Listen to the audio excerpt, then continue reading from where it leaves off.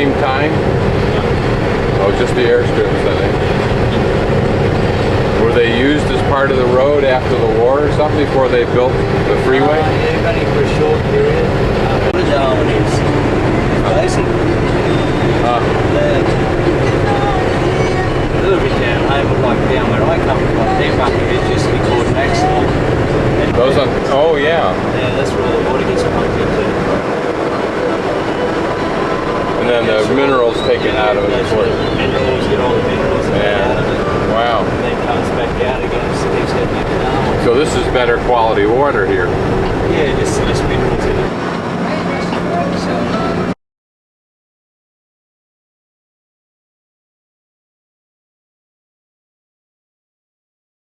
I'm in the Darwin, Australia Aviation Heritage Museum, where there is a B-52 bomber that was donated to Australia, now called Darwin's Pride.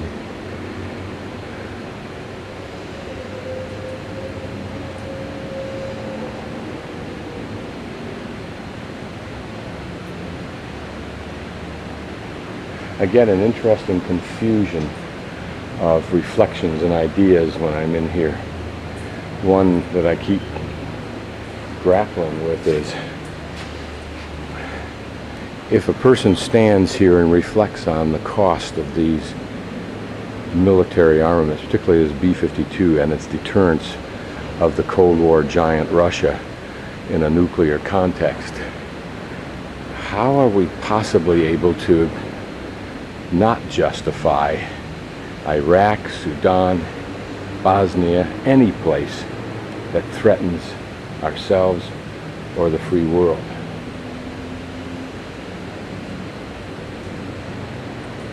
With this kind of might, the second question, don't we have a duty to prevent, in the same way that we deterred the Cold War, don't we have a duty to prevent the possibility of 9/11s, of Bali bars, of Al-Qaeda, of Saddam Hussein, of the Sudan, of any of those atrocities against humanity, whether they're directed outside their own individual country or inside, or whether they represent a disease on the earth, such as Al-Qaeda. Never saw the inside of a B-52, although I did see the inside and fly a B-47 for a few minutes one time at the Air Force. Look at the industrial design of these vehicles.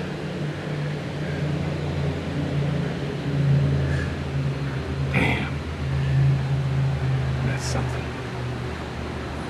Simple windshield wipers.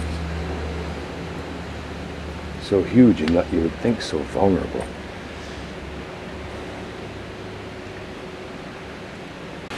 The tail remains of a P-40 shot down by the Japanese over Darwin.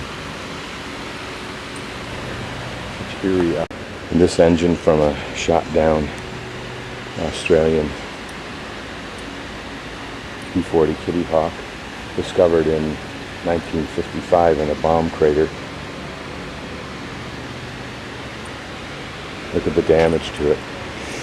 Does that tell something about the last seconds, nanoseconds of existence? This Lieutenant Walker did survive the war and returned to the United States in 1945, so apparently it was an American flying this plane. And this is the remains of a plane, ironically, had its wing cut off by another P-40 Kitty Hawk during maneuvers. So it sounds like a friendly fire. This is the aircraft remains of Petty Officer Toyoshima, who was downed, shot down over the Darwin area, captured by some locals. Those bullet holes there.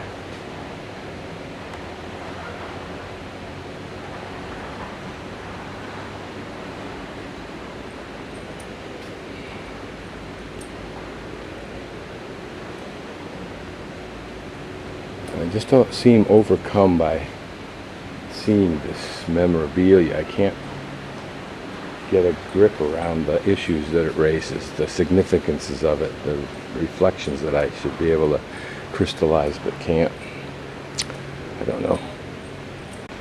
This is a caravan, or an early RV unit, created out of the cockpit section of a B-24 Liberator.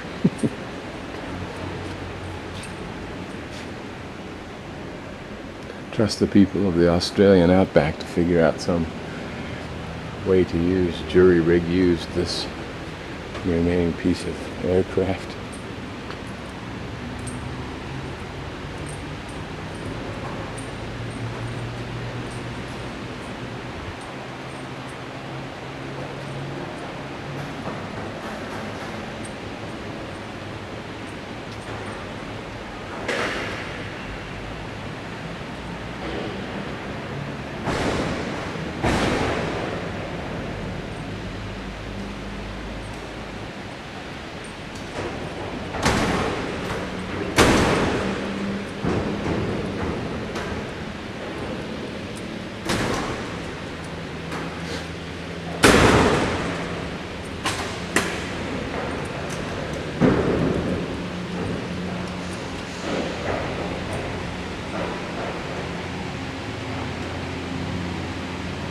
This is the Spitfire.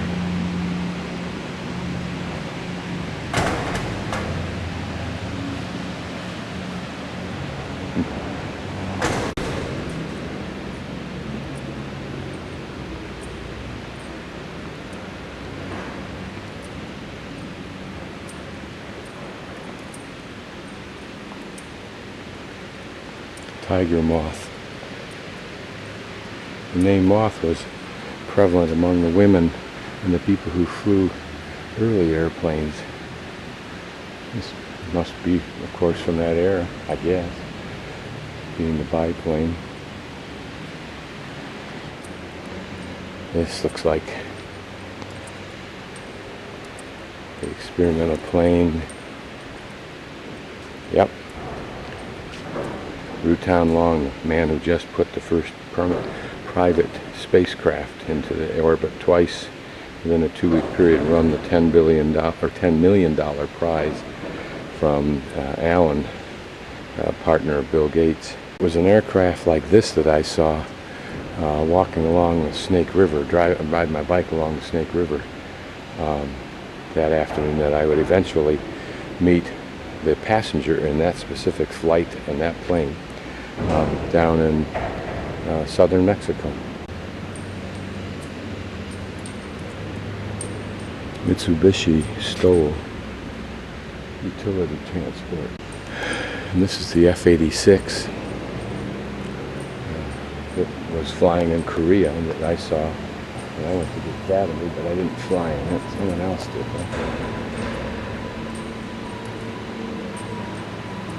The Sabre jet.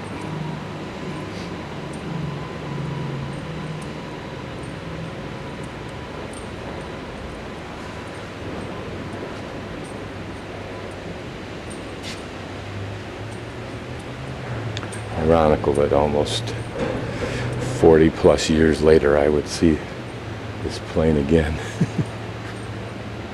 It's like a Vietnam era gunship.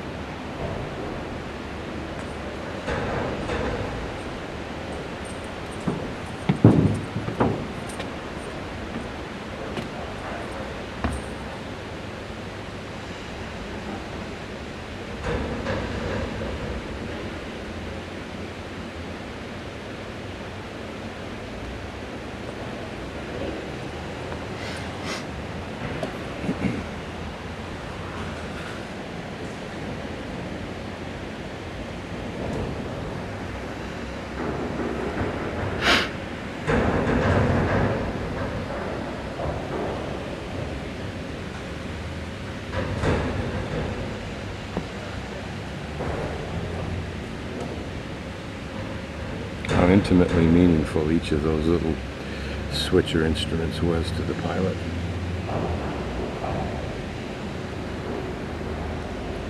Sure looks like a cramped in space.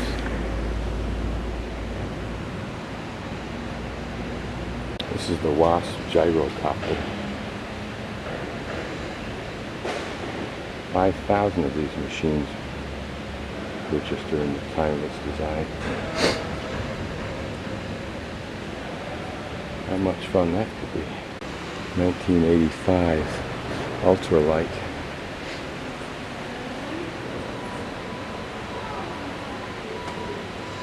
Made from aircraft grade materials.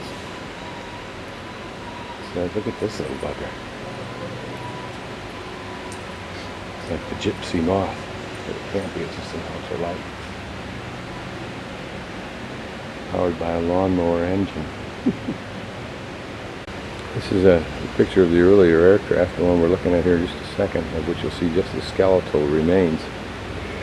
And there's something eerie about just seeing this lay abandoned in the jungle until vandals threatened it and development threatened it, and then it was pulled out and brought here. But it's almost like looking at a fossil of something. These birds are in a museum, but they're just so beautiful, I thought I would photograph them.